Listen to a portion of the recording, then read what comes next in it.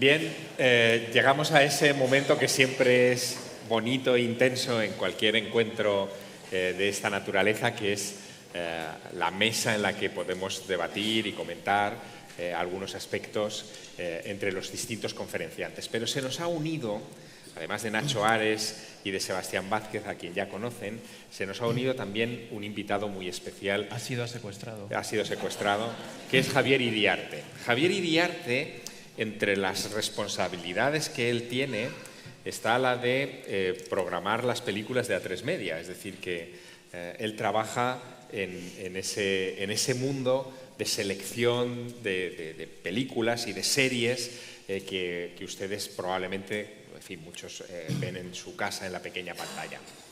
Así que le pueden echar la culpa de algunas de las cosas que ponen. Ya ponéis cara al culpable. Ya pone alguno, ya están deseando rendir cuentas. Y a vuestras siestas del fin de semana.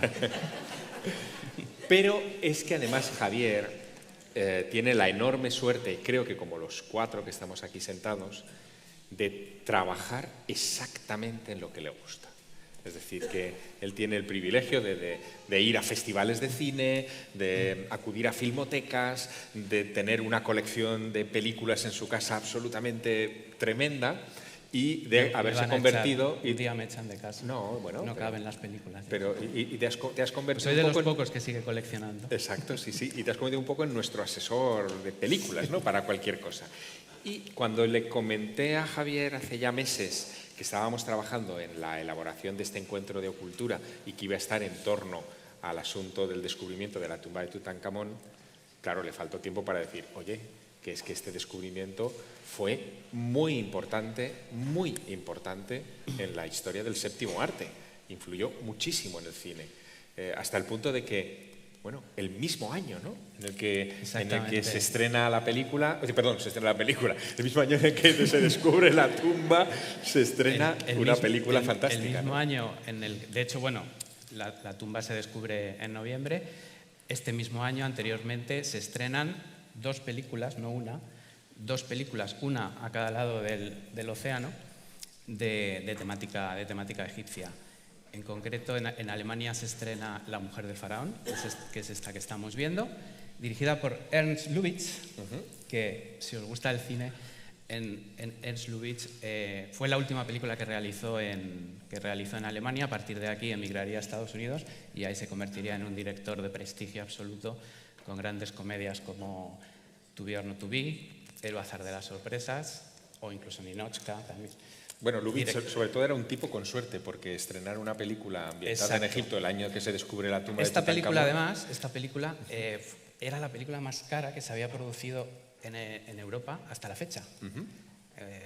Decorados bestiales, multitud de extras y bueno, pues da la casualidad de que se estrena el mismo año que meses más tarde se descubre la tumba de Tutankamón. Pero es que al otro lado del charco se estrena en Estados Unidos Los 10 mandamientos. Los 10 mandamientos, previa a la versión que todos conocemos de Charlton Heston, existió una versión muda dirigida por el mismo director. El tío no se quedó a gusto y dijo, en el año 59 voy a volver a hacer la misma película otra vez, pero con muchos más. Y en el año 22 se estrenó la primera versión de Los 10 mandamientos. Otro gran éxito. Porque Egipto siempre fue de un gran atractivo para el cine, ¿no? Daba para hacer unos decorados fantásticos, igual que era de un gran atractivo para los dibujantes de cómic, como hemos visto esta mañana.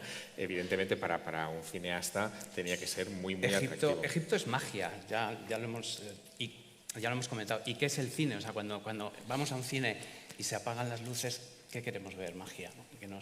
Claro. Entonces es normal que el cine haya mirado a Egipto continuamente a lo largo de todas las décadas.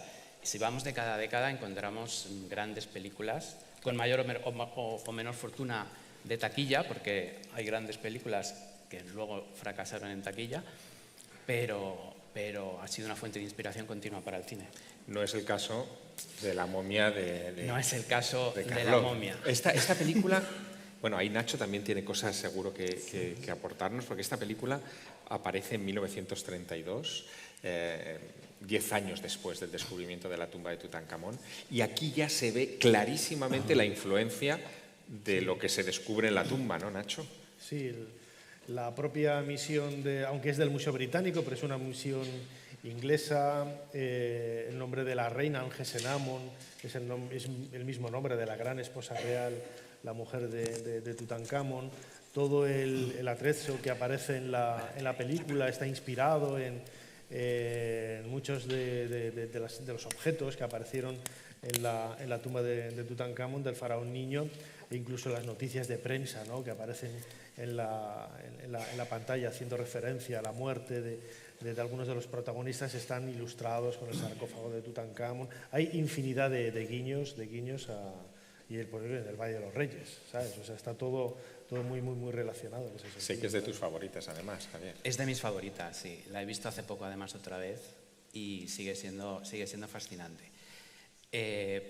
Está interpretada por probablemente uno de los tíos más feos de la historia del cine, Boris Karloff, que no necesitaba maquillaje, o sea, era un tío... ¿En serio? ¿No maquillaje? Absolutamente. De hecho, es la única versión de La momia en la que Boris Karloff aparece vendado y con todo tipo de vendas en los primeros minutos de película. A partir de las siguientes secuencias, él ya se ha reencarnado en Boris Karloff. Que da mucho más miedo que si fuera todo el rato cubierto. Entonces, la película fue un gran éxito.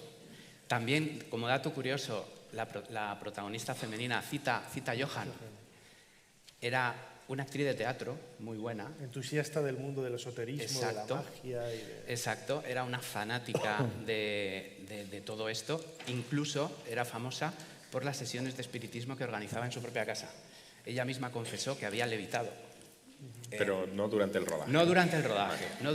Odiaba Hollywood, odiaba un poco el Star System. De hecho, yo creo que no hizo muchas más películas, pero aquí se lo tuvo que pasar pipa, vamos, porque tener ese alter ego todo el rato enfrente, yo creo que le daba... Bueno, en esa época es cuando también corregidme si me equivoco, pero es cuando se construye el Egyptian Hall en Los Ángeles, ¿no? Eso es. O sea, el paseo de la fama de las estrellas del cine, construyen ese gran teatro cine con motivos egipcios. Con motivos egipcios, claro. y ahí sigue. Y ahí sigue, ¿no? Sí. Bueno, de momias hay muchas. Momias hay muchas. Ha sido un filón. Sí que es verdad que la versión de 1932, curiosamente, nunca tuvo secuelas con Boris Karloff. Boris Karloff no volvió a interpretar a la momia. Hubo otro tipo de... Sí, la Universal sacó 4, La mano de la momia, El fantasma de la momia... Y La tumba de la momia. Y luego incluso spoofs, que se conocen en comedias con Abbott y Costello, grandes humoristas de la época, que eran muy divertidas. Pero es verdad que no eran secuelas oficiales de La momia de Boris Karloff. Entonces llegamos al año 59 y una productora inglesa, la Hammer Films, pues decide hacer una versión moderna de La momia, con el trío Calaveras, como yo los denomino, Terence Fisher, director, Peter Cushing y Christopher Lee, actores.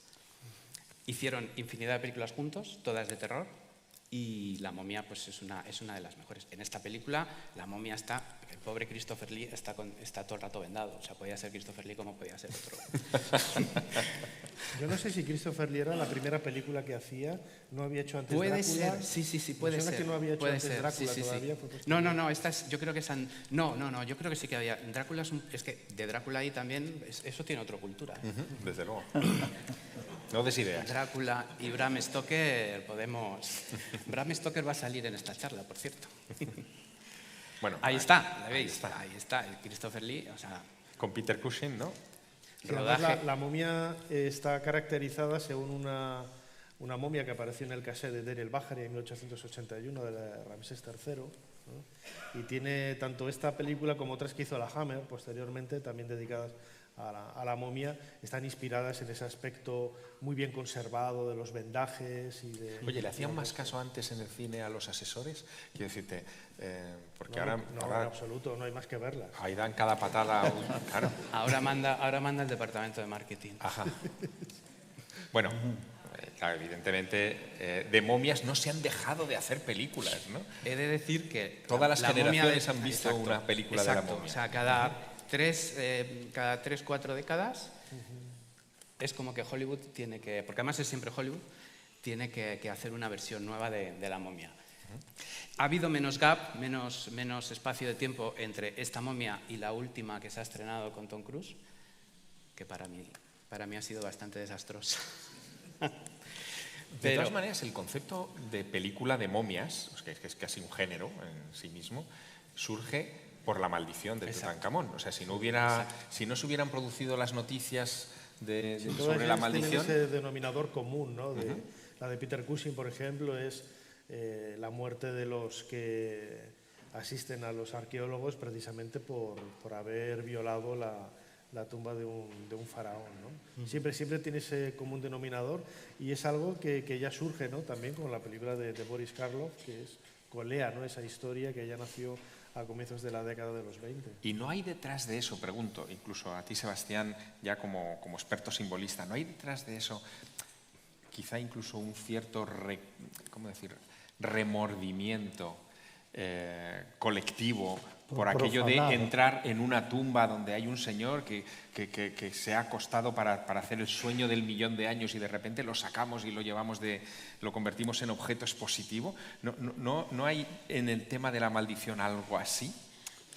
Es cierto que hay un elemento de profanación, incluso hoy, ¿no? Hace poco hablábamos, ¿no?, ¿verdad?, de que ahora todos los visitantes que vamos a Egipto entramos justo donde los egipcios no entraban nunca. Templos, ellos lo tenían vedados, tumbas, pirámides, donde, digamos, hay un factor efectivamente, de profanación, y yo creo que eso queda ahí atrás, ¿no? Porque en realidad, como tú bien dices, para ellos esa casa de millones de años tiene que ser eterna, tiene que ser inviolable, y efectivamente al final es una violación a la intimidad y sobre todo a ese sentido de trascendencia. Con lo cual es obvio que hubiera también esa idea, ¿no?, de que hubiera una maldición asociada. Fíjate qué colección. La del medio me encanta. Sí, te gusta especialmente. La he sacado especialmente. Pero esta es española, ¿no? Sí, exacto, por eso. Hombre, con Paul Naschy, que era nuestro hombre lobo, ¿no? Paul Naschy, que en realidad se llamaba Jacinto Molina. Y bueno, es un tío que hizo muchísimo cine en la década de los 70, 80, bueno, que ha muerto hace relativamente poco. Solo hacía películas de Oye, ¿y terror. tiene alguna característica especial el cine de momias español respecto a...? Este en concreto tiraba un poquito al lado un poco más vicioso del mundo. No falla. No, hay una peor que es la momia nacional. Exacto. La momia nacional. Sí, esa es la típica españolada de finales de los 70, donde sale la momia, que es una chica que va perdiendo las vendas, ¿no? Sí, y con un guión absolutamente...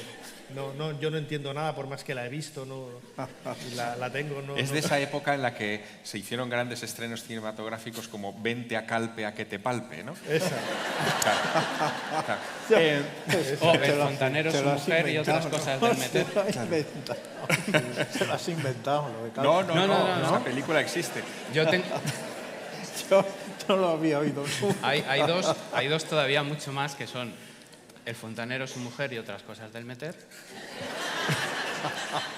Y, para mí, la que es mítica, No me toques el pito, que me irrito. Eso es verdad. Esa película se estrenó, en los 80. Viendo que hay grandes poetas en el mundo del cine, realmente también lo que hay, poniéndonos más serios, son grandes escritores detrás de algunas de estas películas, ¿no? Es el caso de la primera que tenemos ahí. Es el caso de la primera. La sangre en la tumba de la momia está basada en una novela corta de Bram Stoker, porque Bram Stoker escribió más cosas además de Drácula, parece que no. Y esta película está basada en una novela que se llamaba La joya de las 7 estrellas. De las 7 estrellas. Vale, pues esta película, que no es una gran película de la Hammer. No está mal.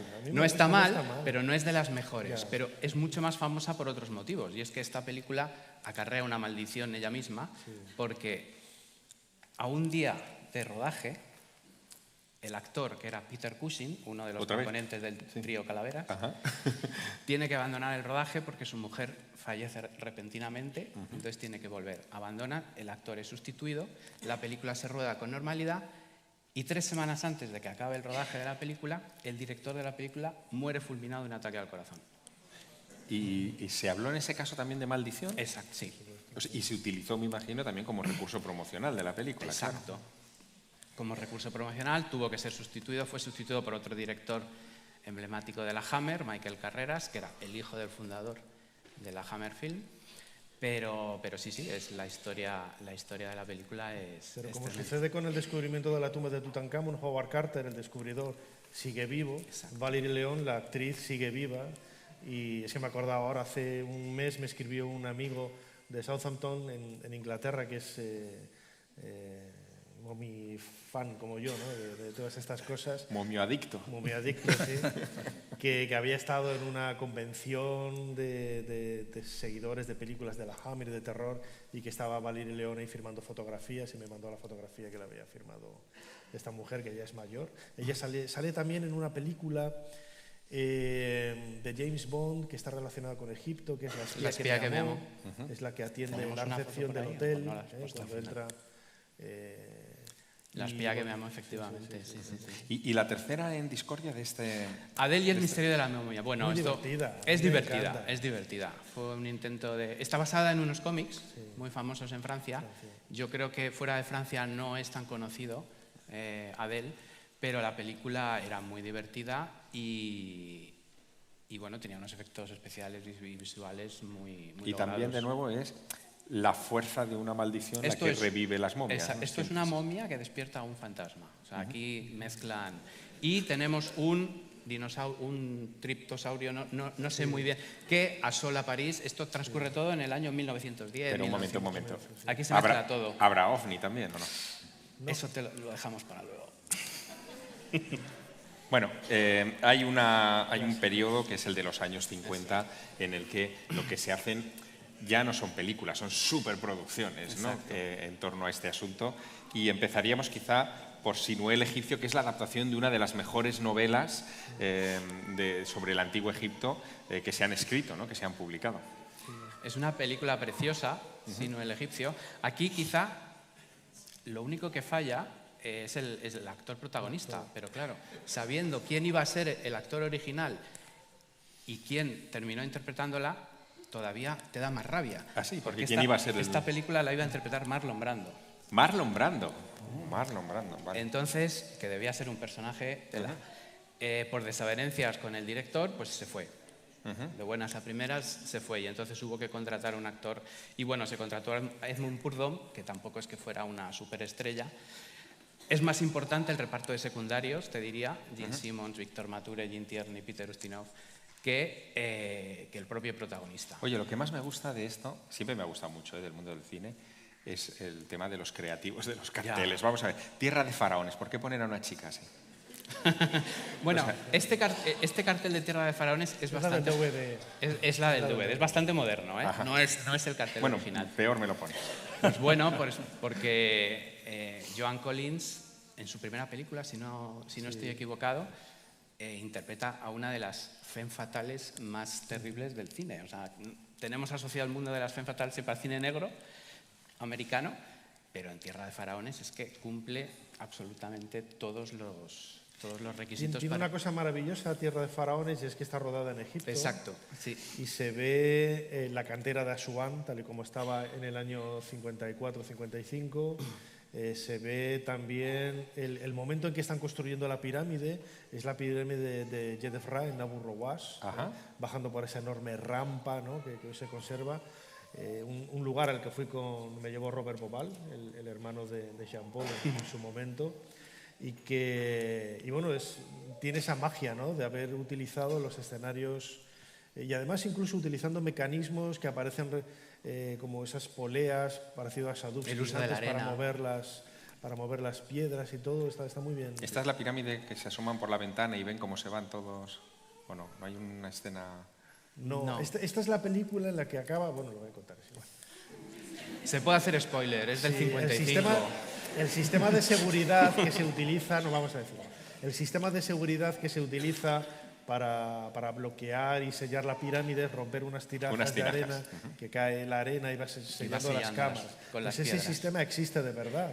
Ese sistema se utiliza sobre todo en el Reino Antiguo, bueno, en la necrópolis de Saqqara a lo largo de muchos periodos, y se han encontrado tumbas intactas precisamente que han llegado hasta nosotros porque estaban llenas de arena colmatadas con este sistema de seguridad. Es interesante porque algunas de estas producciones, como se rodaron en escenarios reales, en este caso en Egipto, sirven también a los arqueólogos modernos, ¿no? Sí. Porque de alguna manera te pueden dar información sobre el estado de deterioro entre el año del rodaje, en fin, de un monumento hasta hoy. Hay una película, por ejemplo, que es Tierra de Faraones, El Valle de los Reyes. El Valle de los Reyes. Robert Taylor. Que es del 54, me parece, en donde aparece la meseta de Saqqara, cuando Jean-Philippe Loé estaba construyendo ese muro perimetral que hoy vemos y visitamos, ¿no? Y lo estaba construyendo y aparecen las obras y todo. Eso es historia viva de la arqueología. No hay imágenes, no hay ni en blanco y negro desde ese momento, pero aparecen unos minutos en esa escena del comienzo de la película. Hay un alcalde, no diré el pueblo, pero hay un alcalde en España, muy amigo mío, que se llama Ramsés, porque sus padres se conocieron viendo los 10 mandamientos. O sea, podían haberle llamado Moisés, como a nuestro amigo Moisés Rodríguez, pero eligieron a Ramsés. Esa película fue tremenda, ¿no? Esta su estreno. Esta película fue, pues bueno, una de las grandes superproducciones de los años 50. Porque sí que es verdad que estas películas, incluso La túnica sagrada, que se había estrenado también en el 54, pues eran películas históricas, pero no tan espectaculares como Los 10 mandamientos. Aquí Cecil B. DeMille, que como he comentado antes, ya dirigió una versión en el año 22, dijo, aquí voy a echar el resto. Y la verdad es que lo consiguió. Es una película magnífica y prueba de ello es que se sigue programando año tras año en España. ¿Tú también? A mí no me dejan comprar. Es demasiado antigua. Pero es una peli que se programa todos los años en Semana Santa y sigue funcionando. Yo con esta tengo una ventaja con respecto a vosotros. Yo hice la colección de cromos. Oye, y es cierto que Cecil B. DeMille, claro, construía unos escenarios espectaculares, que hoy esos escenarios son también arqueología. No, sí. la edición anterior. La del 22. Enterraron los decorados en el desierto, porque esa se rodó en Estados Unidos. Están enterrados en el desierto y no sé si los han llegado a Sí, el otro día lo comentábamos con Moisés en su programa. Sí. En Secuencias 24 horas, sí. Y Guillermo Balmori nos comentaba esa anécdota, ¿no? De que están ahora investigando, ¿no? Para sacar de la arena los decorados antiguos de la década de los 20 utilizados. Así que sí, pero ¿dónde se rodó? ¿Se rodó en Estados Unidos la película? Creo que sí. Sí, se rodó. O sea que en Estados Unidos hay un yacimiento egipcio. Si hay algún arqueólogo en la sala y desentierra unas estatuas en el desierto de Nevada o donde sea, por favor, que no crea que ha encontrado, son decorados de la película de 1922. Bueno, esta es obra maestra, ¿no? O sea, magistral. Es obra maestra y cuando tú ves esta película dices, joder, qué peliculón, qué bien me lo estoy pasando, pero no te puedes imaginar el desastre de rodaje que fue. O sea, esta es la película más maldita de la historia del cine, una de las más malditas. Cleopatra fue un proyecto súper deseado y ansiado por la 20th Century Fox. Todas esas películas que hemos visto anteriormente no fueron producidas por la Fox. Entonces la Fox necesitaba un éxito, y necesitaba un éxito histórico. Entonces contrataron a Walter Geiger, que era uno de los grandes productores de la época, y se pusieron a buscar en el cine mudo, precisamente, éxitos del cine mudo para hacer un remake. Y dieron con Cleopatra. Y entonces dijeron, vamos a hacer Cleopatra. La película se suponía que iba a tener un presupuesto de 5 millones. Terminó costando 44. Eran españoles los que estaban en el presupuesto. Los del dinero. Esta película ahora no se hubiera hecho en la vida, porque quizá al primer problema no, pero al segundo o al tercero los productores hubieran dicho, se acabó. Fue el peor rodaje de la historia. En realidad hoy haríamos una miniserie, no haríamos un... Bueno, de hecho, hay metraje perdido de Cleopatra. Cleopatra, el director rodó 6 horas. Solo se conservan 4. Entonces, es muy probable que cuando se encuentre la tumba de Cleopatra, a lo Aparezca el mejor traje. aparezca. Entonces, todos identificamos a Cleopatra con Elizabeth Taylor. Pero Elizabeth Taylor no era la candidata. De hecho, se pensó en Joan Collins. Joan Collins hizo un casting pero el productor tenía en la cabeza que tenía que ser Elizabeth Taylor. Entonces llamaron a Elizabeth Taylor y Elizabeth Taylor dijo que ni loca. Yo de Cleopatra, ¿estáis locos o qué? Que sí, la tienes que hacer. Y dijo, vale, la hago por $1 millón. Y el productor dijo, hecho. Por eso, de ahí los 5 a los 44. A partir de ahí, el primer error. Claro. O sea, una película que tenía que costar 4, ya la actriz protagonista dice que va a ganar $1 millón. No solo eso, dice, pongo 2 condiciones más. Se tiene que rodar fuera de Estados Unidos. Y se tiene que usar el sistema de cámaras de mi exmarido. Uno de sus muchos exmaridos. Fue Michael Todd, que había fallecido unos años antes en un accidente de avioneta y había inventado el sistema de cámaras Todd-AO. Entonces exigió que la película se tenía que rodar en Todd-AO. El principal problema es que, claro, les dijo, no, hay que irse fuera. Entonces, ¿dónde te vas? Pues solo nos queda Europa para rodar Cleopatra. Entonces, la primera ciudad en la que pensaron fue en los estudios Cinecittà de Roma. Dijeron, vale, fenomenal, vámonos para allá. Pero alguien no calculó bien, ese verano se producían en Roma las Olimpiadas. Y no había alojamiento, imposible. Entonces tuvieron que buscar urgentemente una segunda localización. ¿Qué otro gran estudio había en Europa?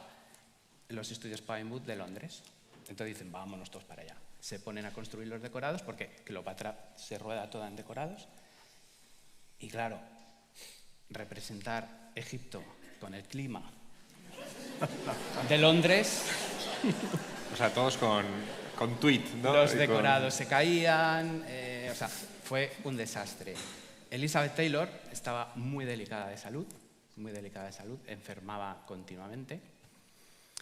Y mientras ella estaba enferma y recuperándose de pues se rodaban las secuencias. Bueno, a todo esto, los primeros actores de Cleopatra no eran ni Richard Burton ni Rex Harrison, eran Stephen Boyd, que era Mesala de Ben-Hur, y Peter Finch, me parece que era, y el director era Ruben Mamoulian.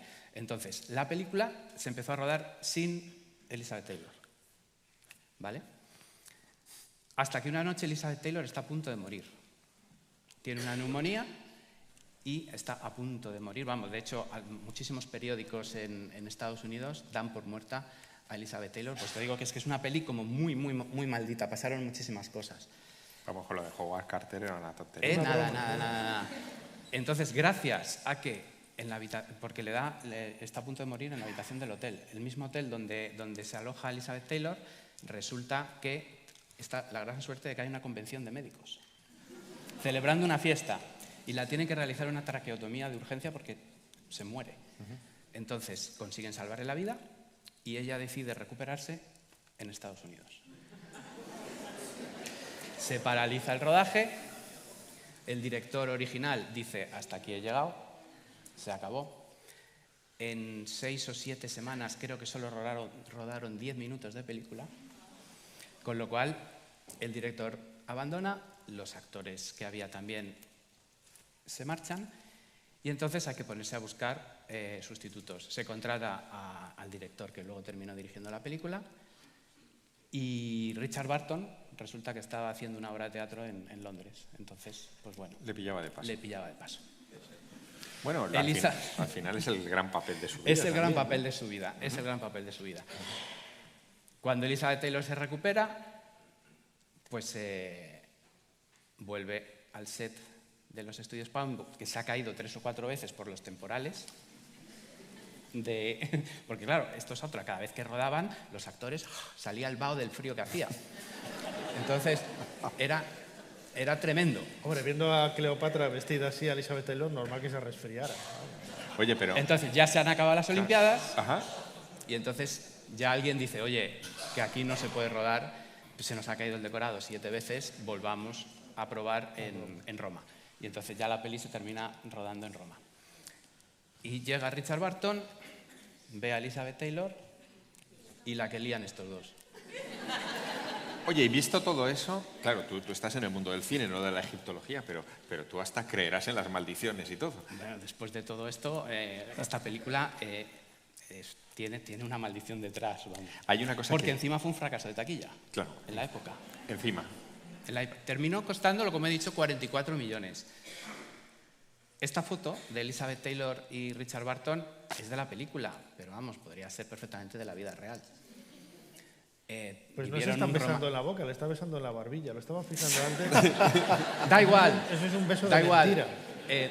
Nacho, el director, cuando la secuencia acababa ahí, el director decía corten, corten, y ellos seguían besándose. Corten, y ellos seguían besándose. Qué indecencia. O sea, lo peor de todo es que los dos estaban casados y sus respectivos cónyuges estaban en el rodaje. Entonces, ella con Eddie Fisher, un famoso cantante americano, y él pues con su mujer. Entonces, bueno, fue un romance bestial, salió en todos los tabloides y en todos los periódicos. Tuvo mucha polémica porque incluso, claro, era como algo indecente, ¿no? Pero bueno, así... Y la película finalmente se terminó. La idea original del director era haber hecho 2 partes de 3 horas. Por eso Claro. que hay 6, supuestamente se rodaron 6 horas. Pero los productores dijeron que ni de blas. Yo la compré en VHS y aquello eran cintas sin fin, vamos. O sea, era una cosa Yo la tengo en todas las versiones, la tengo en VHS, en DVD, en Blu-ray. Cuando alguien que viene del mundo de la simbología y del estudio de las religiones antiguas, como es tu caso, Sebastián, ve un fotograma como esta bellísima Cleopatra, identifica que se han hecho bien los deberes, o sea, están los símbolos de la realeza, Exacto. ¿Cómo está eso? No, ¿verdad? Se está pensando más en el Hollywood glorioso. Primero, no identifico a Cleopatra. Ajá. ¿No? Porque Cleopatra, según decían, tampoco era una... Cleopatra VII, ¿no? Guapa, no sé si... No era muy guapa. Bueno, igual no era guapa, pero primero, César cae, Marco Antonio después, y Augusto porque va prevenido.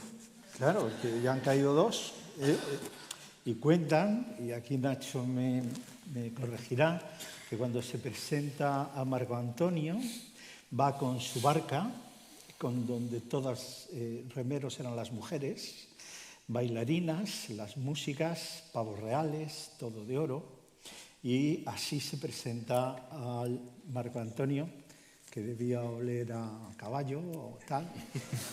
Claro, se encuentra un personaje como este, con una mujer culta, se cría en la biblioteca de Alejandría, ella escribe, habla egipcio, habla griego, debía ser un personaje de un nivelón, y ahí, claro, pues Marco Antonio cae también, ¿no? Después de César, pues ella se odiaba con su hermano, ¿no? Con Ptolomeo. Sí. Todos los Ptolomeos no se llevaban nada bien.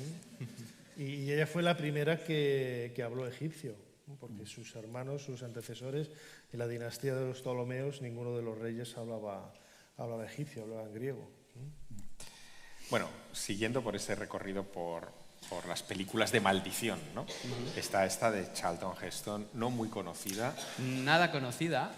Esta película es un remake de la que hemos hablado anteriormente. También está basada en la novela de Bram Stoker, La joya de las 7 estrellas. Y bueno, Charlton Heston interpretó esta película porque llevaba 2 años rabioso por haber rechazado el papel protagonista de La profecía. Se equivocó. Se equivocó, claramente, porque La profecía fue un gran éxito de taquilla y entonces a la primera que le cayó de terror dijo la hago. Y la verdad es que la peli falló, a pesar de tener, pues eso, también se rodó en Egipto. Sí, se está rodado allí en el desierto. La verdad es que tiene unos exteriores preciosos. Fantásticos. Y bueno, la peli vista hoy pues es graciosa. Se rodaron 2 finales. Bueno, graciosa, todo lo gracioso que puede ser todo una lo maldición. gracioso que... entendámonos. Es divertida esa mona. Es entretenida. Se rodaron 2 finales, totalmente, uno para el mercado británico y otro para el mercado americano. Y bueno, fue la primera película de Mike Newell, que luego dirigió cosas como 4 bodas y un funeral. O sea que también dio un giro. Es como que ninguno salió bien parado de esta película. Ahí está. Bueno, aquí lo tenemos, ¿no? Hubo incluso un muerto, ¿no? Durante el rodaje, ¿no? ¿No hubo un accidente en el que también...? Hubo un accidente, efectivamente. Hubo un accidente e incluso se paró también el rodaje. Aquí vemos a Charlton Heston con la pinta de Indiana Jones. Claro. Y bueno, aquí está la película favorita de Nacho, si no me equivoco, ¿no? Sí. Sí. Y de Javier también. Y mía. Sí. 1966. Y aquí es donde sí que probablemente Sí, está Sebastián, muy bien recreado Sí, todo. sí, aquí esta la he visto. sí que todo el simbolismo y todo es una peli Es fantástica. polaca, ¿no? Es polaca. Kawalerovich. Kawalerovich, de nombre impronunciable, el director.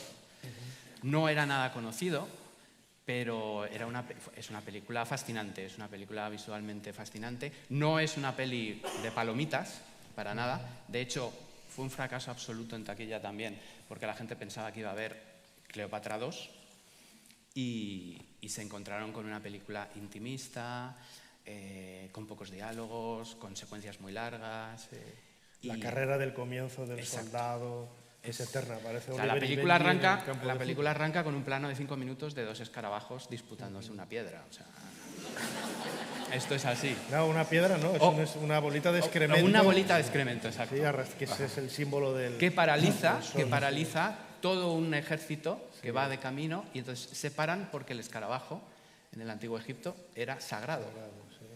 Y entonces, bueno, está Es llena de curioso porque simbolismos. está rodada en Egipto y en algunos lugares de Europa del Este, o sea, las zonas lacustres, es que esto lo busqué una vez, las zonas de los marjales del Nilo, los lagos y tal, están rodadas en el este de Europa y engaña, ¿no? Engaña a la vista, está muy recreado. Las zonas de templos son estudios, pero hay escenas que están rodadas en las pirámides y en otros lugares.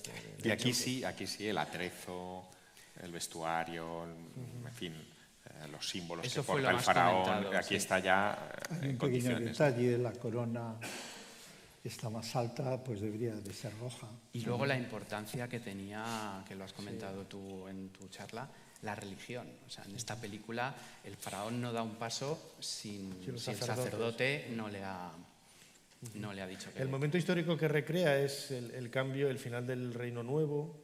El protagonista, Ramsés XIV, nunca que existió. es ficticio, sí, nunca existió.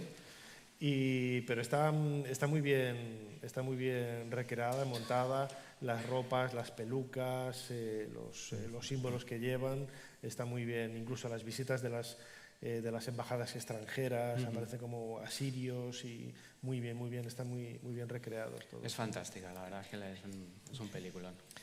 Bueno, Hombre, aquí, mi favorita, La Esfinge, de la novela de Robin Cook. Muy bien. aquí llegamos un poco a estas de última hornada, ¿no? Donde ya Sí, se mezclan sí, otros sí, elementos más allá del antiguo Egipto, ¿no? Aquí la Esfinge, que se hizo prácticamente a la vez que El Despertar, pero la Esfinge tuvo mucho más éxito.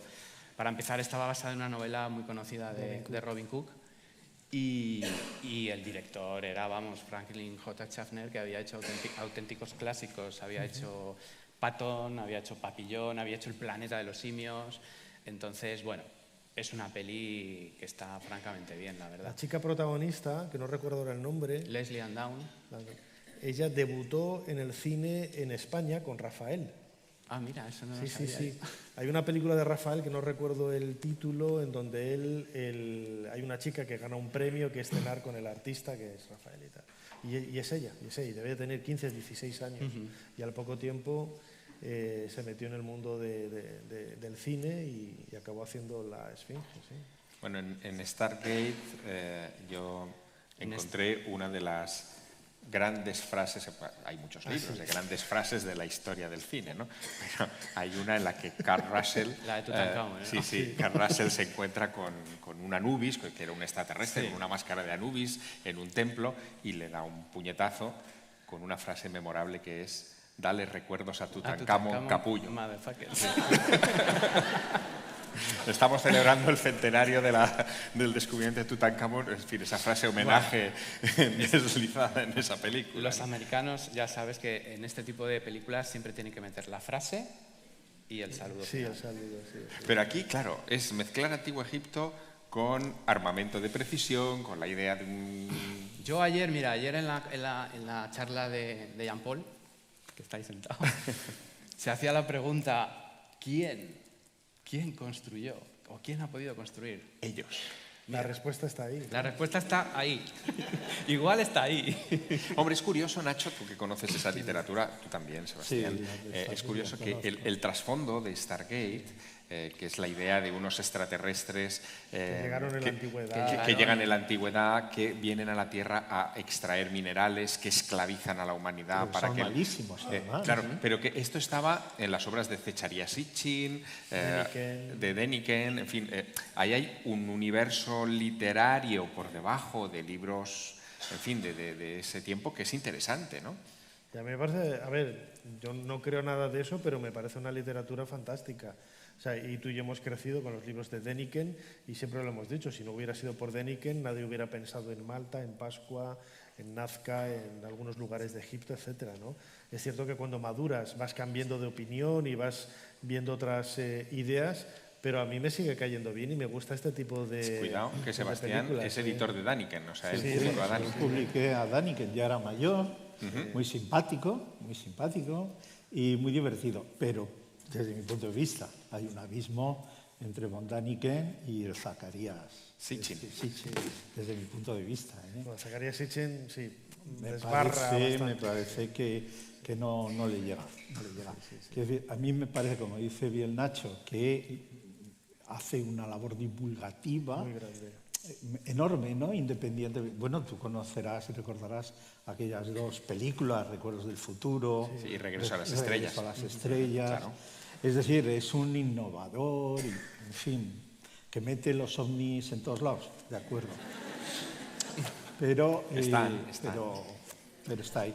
Y a mí me parece que el Zacarías es un, pues lo diré, un cantamañanas. Sí, lo de la Mi punto historia, de vista. Zacarías Sitchin es el de la historia de los Anunnakis, que tanto se repite Sí. en Canal Historia con estos programas de aliens y tal. Y esto. Y tenemos, claro, películas de factura mucho más reciente sobre Egipto, pero a mí me llama la atención porque al final es volver a recurrir al manantial de la literatura, ¿no? O sea, es la enésima versión de Muerte en el Exacto, Nilo, de Muerte en Agatha el Nilo. Christie, volver otra vez a fletar el barco sobre el Nilo, a montar un grupo de gente en el crucero que hacen muchas personas cada año y ahí meter una historia de Meten asesinato. una historia. Yo las llamo películas postales, porque al final lo que hacen es, se van a rodar a las localizaciones originales y al Pues esto final es todo estás- 3D. Aquí si hubieran estado en el sitio original, pero aquí creo que es todo 3D. Vamos. Encima es eso, claro. Es que ahora, que es otra de las cosas, la versión nueva de La Momia, Sí, la versión de la serie de Poirot de David Suchet, por ejemplo, está bien, o la de Peter Ustinov también están bien, pero esta última mucho es mejor todo la versión muy- de los 70. Sí, todo digital, que no está mal, pero bueno.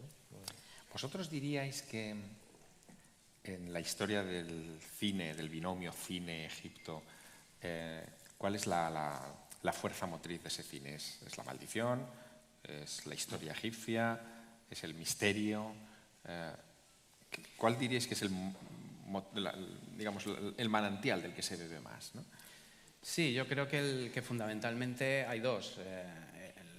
El tema, o sea, si lo enfocas al horror o al misterio, claramente vas buscando la maldición, y si lo enfocas al momento histórico, pues haces películas históricas de gran presupuesto, con grandes decorados o grandes localizaciones.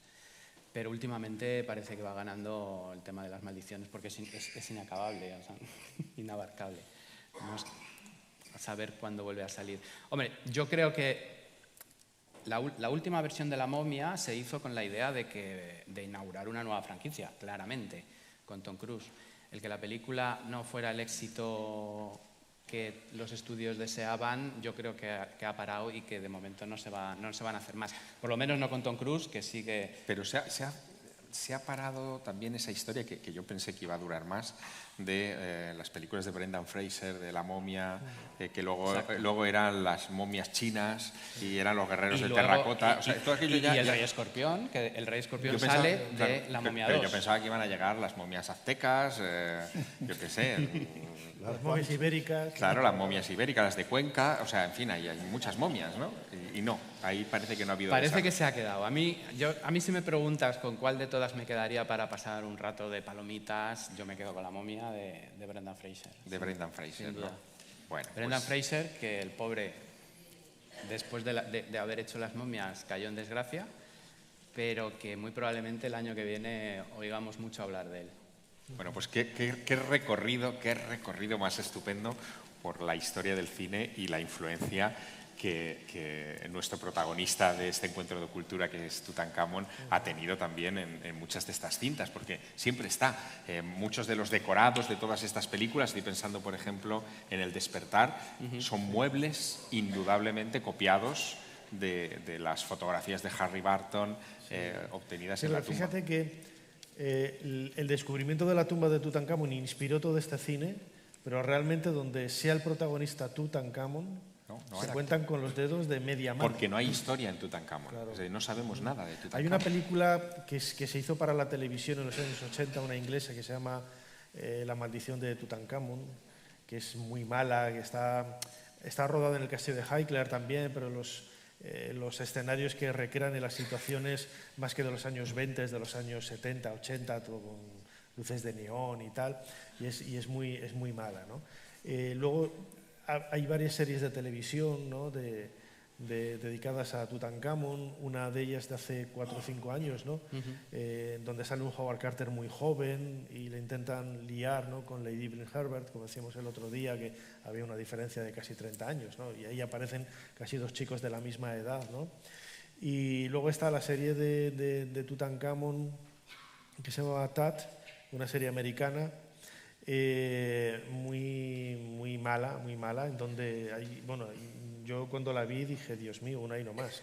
Salía una imagen de Tutankamón en su trono, sentado, que además el chaval me recordaba mucho al personaje maléfico, ¿no? de Stargate, ¿no? Con una cara alargada y el caballo negro y tal.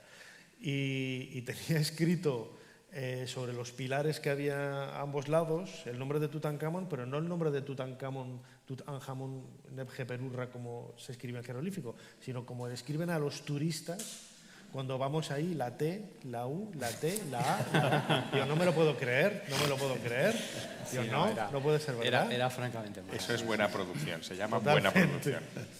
Nosotros pudimos comprarla para Antena 3, pero la rechazamos. O sea, Pero hombre, es que no eso ponéis nos una llevamos. buena vosotros, ¿eh? Eso que nos llevamos. Bueno, les pido, por favor, un fuerte aplauso a estos contertulios. Muchas gracias.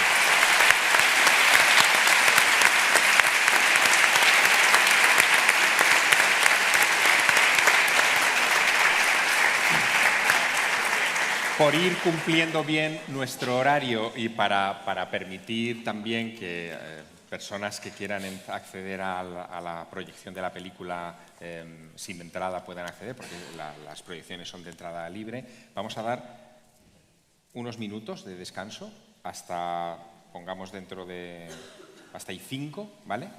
Y hay 5, ponemos la proyección Napoleón en el nombre del arte, que es una película documental maravillosa, sobre la influencia que ha tenido Egipto primero en la simbología napoleónica y después en toda su trayectoria. Creo que les va a gustar, así que hay 5, nos encontramos aquí. Gracias.